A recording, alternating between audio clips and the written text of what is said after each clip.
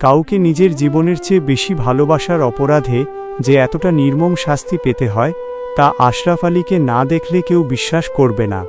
যাকে সে নিজের প্রতিটি নিঃশ্বাসে আগলে রেখেছিল সে তার বিশ্বাসের বুক চিরে বিষ ঢেলে দিল।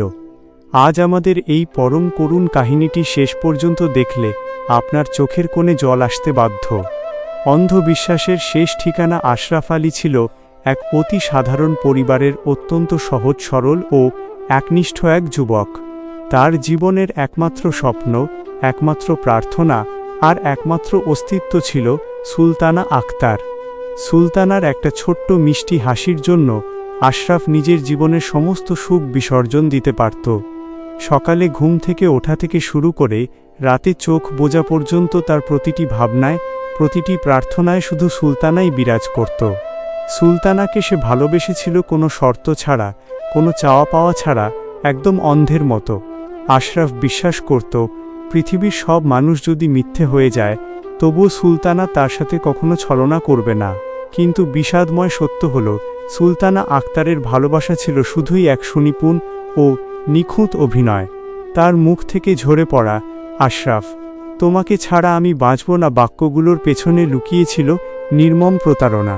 আশরাফ যখন তীব্র রোদ বৃষ্টি মাথায় নিয়ে রাত দিন কঠোর পরিশ্রম করে সুলতানার সব ছোট বড় শখ পূরণ করতে ব্যস্ত থাকত, সুলতানা তখন অন্য এক বিত্তশালী পুরুষের বুকে মাথা রেখে সময় কাটাত।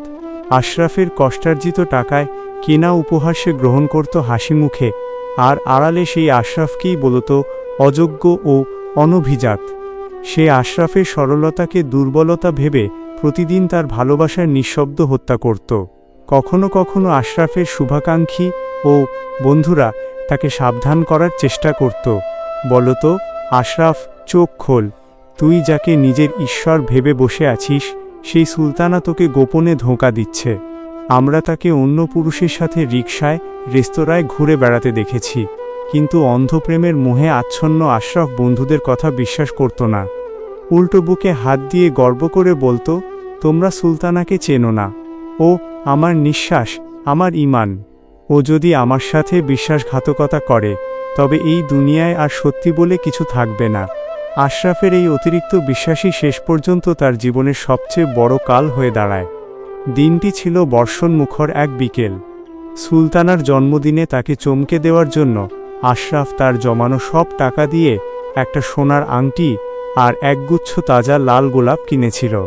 মুষলধারে বৃষ্টিতে ভিজে, তীব্র শীতের কাঁপুনি সহ্য করে সে শহরের এক অভিজাত রেস্তোরাঁর বাইরে অপেক্ষা করছিল। কিন্তু কাঁচের দেওয়ালের ওপারে যে দৃশ্য তার চোখে পড়ল তা দেখার জন্য আশরাফের হৃদয় প্রস্তুত ছিল না। সে দেখল সুলতানা অন্য একটা ছেলের পাশাপাশি বসে অত্যন্ত নিবিড়ভাবে তার হাত ধরে আছে। যে মায়াবী হাসি আশরাফ এতদিন কেবল নিজের ভাবত, সেই হাসিতেই এখন মেতে উঠেছে অন্য কেউ। সুলতানা নিজ হাতে সেই ছেলেটিকে কেক খাইয়ে দিচ্ছে, আর ছেলেটি পরম ভালোবাসায় সুলতানার কপালে চুমু খাচ্ছে। বুকের ভেতর এক অজস্র কাঁচ ভাঙার শব্দ হলো আশরাফের। নিঃশ্বাস আটকে এল তার। হাত থেকে আংটির বাক্সটা কাদার মধ্যে খসে পড়ল। কাঁপতে কাঁপতে রেস্তোরাঁর ভেতরে ঢুকে সে তাদের সামনে গিয়ে দাঁড়াল। কান্না ভেজা গলায় শুধু এটুকুই বলতে পারল, সুলতানা, এসব কি? আমাকে একবার অন্তত বলো এগুলো মিথ্যে। সুলতানা এতটুকুও বিচলিত হল না। তার চোখে মুখে কোনো অপরাধ বোধ বা অনুশোচনার ছাপ ছিল না, বরং অত্যন্ত ঠান্ডা ও অবহেলা ভরা গলায় বলল, আশরাফ, তুমি এখানে এসেছো কেন? তোমার মতো এক ফকিন্নির সাথে আর কত অভিনয় করব বলো তো? তুমি ভেবেছিলে তোমার ওই সস্তা ভালোবাসা দিয়ে আমাকে সারা জীবন আটকে রাখবে? ও আমার আসল বয়ফ্রেন্ড, আর তোমার সাথে যা ছিল তা ছিল স্রেফ আমার টাইম পাস। এখন নাটক বন্ধ করে এখান থেকে বিদায় হও। কথাগুলো যেন বিষাক্ত তীরের মতো আশরাফের বুকে এসে বিঁধল। যার জন্য সে নিজের জীবন বাজি রাখতে পারত, সে তাকে কেবল টাইম পাস বলল। আশরাফের চোখের সামনে পুরো পৃথিবীটা অন্ধকার হয়ে এল। সে কোনো চিৎকার করতে পারল না, কোনো প্রতিবাদ করতে পারল না। নিঃশব্দে এক বুক যন্ত্রণা নিয়ে বৃষ্টি ভেজা রাস্তায় বেরিয়ে এল সে। আজ আর আশরাফের কাছে কোনো অভিযোগ নেই, কোনো দাবি নেই। যে আশরাফ একসময় হাসি খুশি থাকত, সে আজ জ্যান্ত এক লাশ। মাঝরাতে নিঝুম রাস্তায় তাকে একা একা হেঁটে যেতে দেখা যায়। বৃষ্টি নামলে সে আকাশের দিকে তাকিয়ে শুধু নীরবে চোখের জল ফেলে। ভালোবাসার আগুনে ছাই হয়ে যাওয়া আশরাফ আজ বুঝেছে যে মানুষকে অন্ধের মতো বিশ্বাস করা হয়, সেই মানুষটাই একদিন চোখ খুলে দিয়ে চিরতরে অন্ধ করে দিয়ে চলে যায়। রেস্তোরাঁ থেকে অপমানের চরম বিষ গিলে বেরিয়ে আসার পর আশরাফ আলীর জীবনটা পুরো বদলে গেল। যে ছেলেটা একসময় ছিল হাসি খুশি, পরিবারের সবার চোখের মণি, সে এখন রাতের পর রাত জেগে ঘরের কোণে বসে হাউমাউ করে কাঁদে। সুলতানা তার ভালোবাসা, তার বিশ্বাস, তার আত্মসম্মান সব কিছু এক নিমেষে ধুলোয় মিশিয়ে দিয়েছিল। কিন্তু এত বড় আঘাত পাওয়ার পরও আশরাফ মন থেকে সুলতানার প্রতি কোনো ঘৃণা তৈরি করতে পারেনি। বোকা আশরাফ প্রতিদিন সৃষ্টিকর্তার কাছে হাত তুলে প্রার্থনা করত, হে ঈশ্বর, ও আমাকে কষ্ট দিয়েছে দিক, কিন্তু ওকে তুমি সবসময় সুখে রেখো।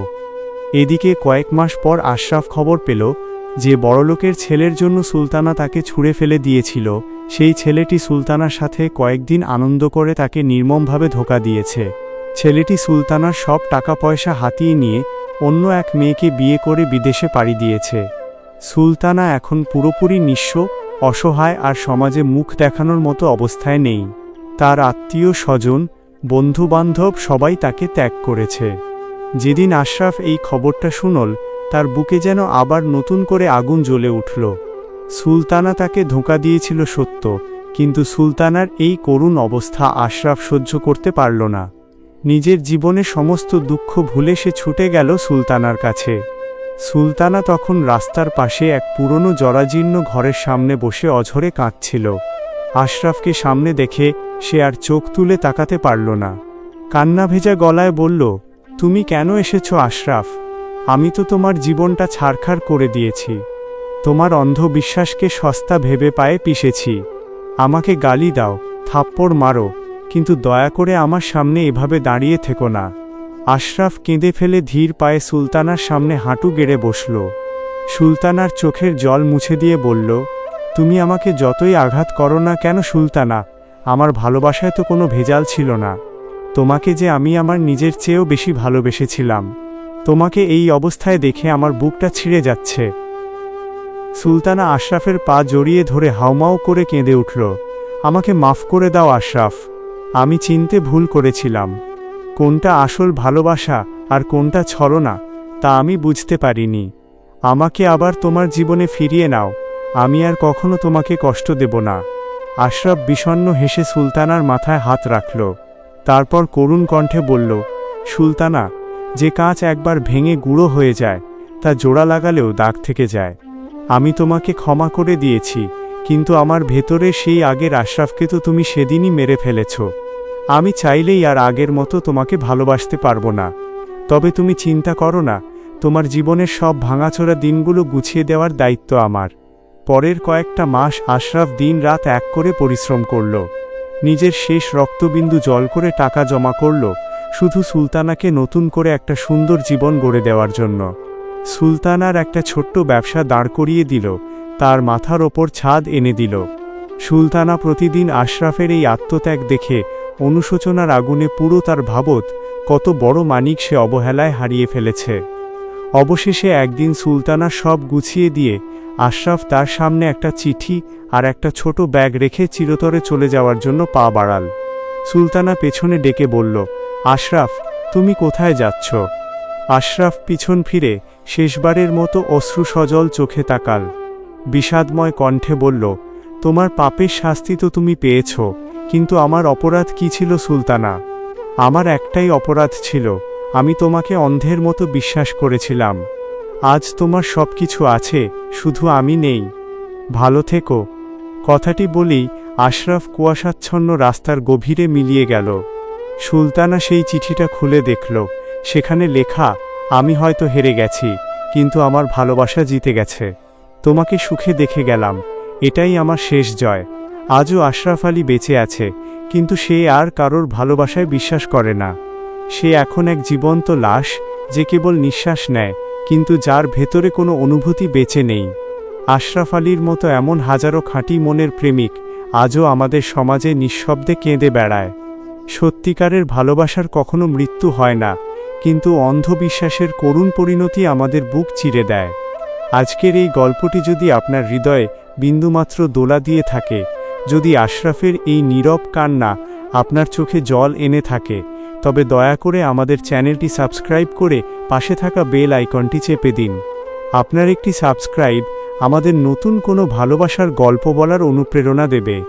ভিডিওটিতে একটি লাইক দিন এবং আপনার মতামত কমেন্টে জানান। ধন্যবাদ।